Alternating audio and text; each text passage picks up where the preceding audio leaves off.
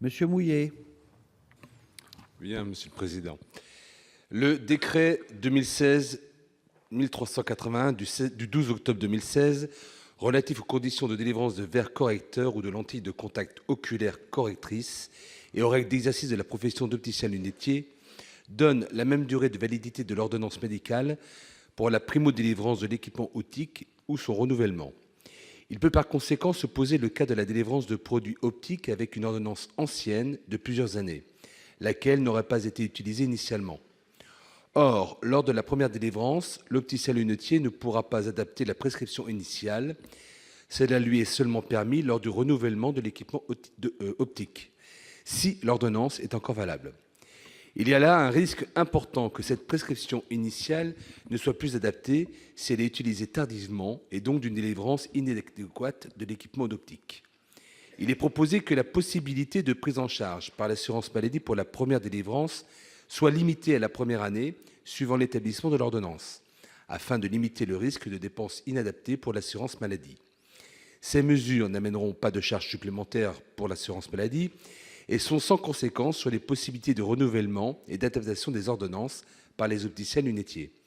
Elles amènent une clarification nécessaire pour une meilleure pertinence dans le parcours de délivrance et de renouvellement des équipements optiques. Je vous remercie. Merci, Madame la rapporteure. Votre avis? Alors, on aborde là deux amendements, enfin, on verra celui tout à l'heure, sur la filière visuelle. On a déjà évoqué le sujet hier, puisque certains amendements ont été présentés après l'article 35. La filière visuelle, elle s'est organisée. Il y a eu, dans les mois qui nous précèdent, vraiment un équilibre qui a pu être trouvé, même s'il n'est pas encore totalement abouti sur certains points, entre les ophtalmologistes, les orthoptistes et les opticiens, chacun ayant des missions bien définies et avec des degrés de compétences sur certains sujets différents. Mais il y a quand même eu un travail qui a été fait de façon à pouvoir faire en sorte qu'il y ait un accès, que les ophtalmologistes, dont on sait la difficulté parfois et la durée pour avoir un rendez-vous, puissent avoir des tâches qui soient effectuées par les orthoptistes sous leur responsabilité ou aussi un travail coordonné et intelligent avec les opticiens. Ce qui pose problème, c'est en effet l'accès aux soins visuels avec la demande d'une consultation.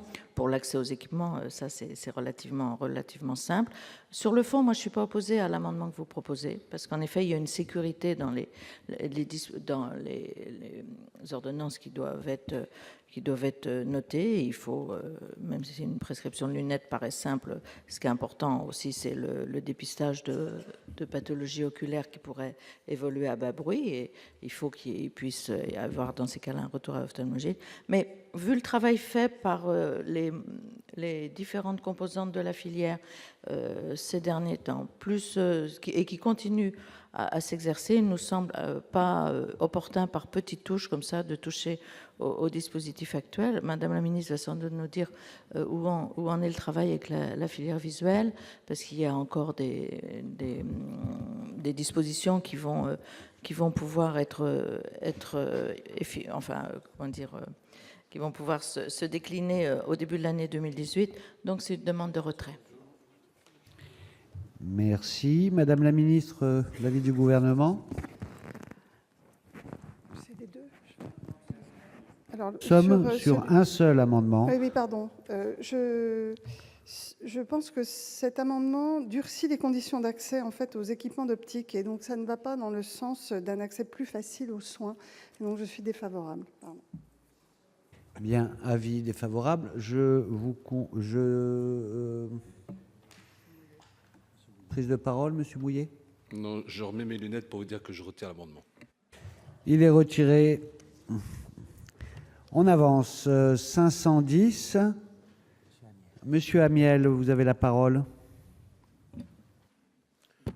Oui, c'est un peu dans le même esprit. Bon, je vais toutefois le présenter. La loi santé de 2016 avait déjà codifié la profession d'orthoptiste, et des discussions dès la loi Macron avait porté sur la capacité de renouveler ses équipements de lunettes sans passer par une consultation chez un ophtalmo.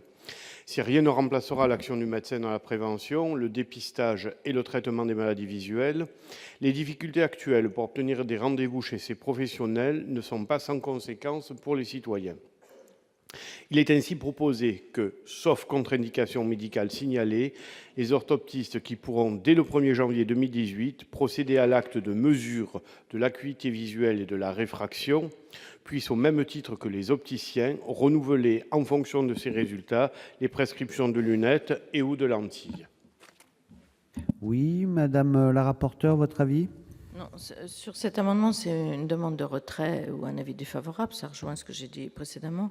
Et puis, l'orthoptiste, c'est quand même un métier différent de celui de l'opticien. Donc, je n'y suis pas favorable. Bien, madame la ministre, avis du gouvernement. Oui, monsieur Amiel, votre amendement propose d'aller plus loin et de donner aux orthoptistes les mêmes prérogatives qu'aux opticiens. Cela pourrait être envisagé, mais il nous semble vraiment nécessaire de concerter les professionnels avant, donc je vous propose un retrait. Oui, je Oui. retire et tout à fait d'accord pour une concertation afin de mettre à plat le sujet. Très bien. Après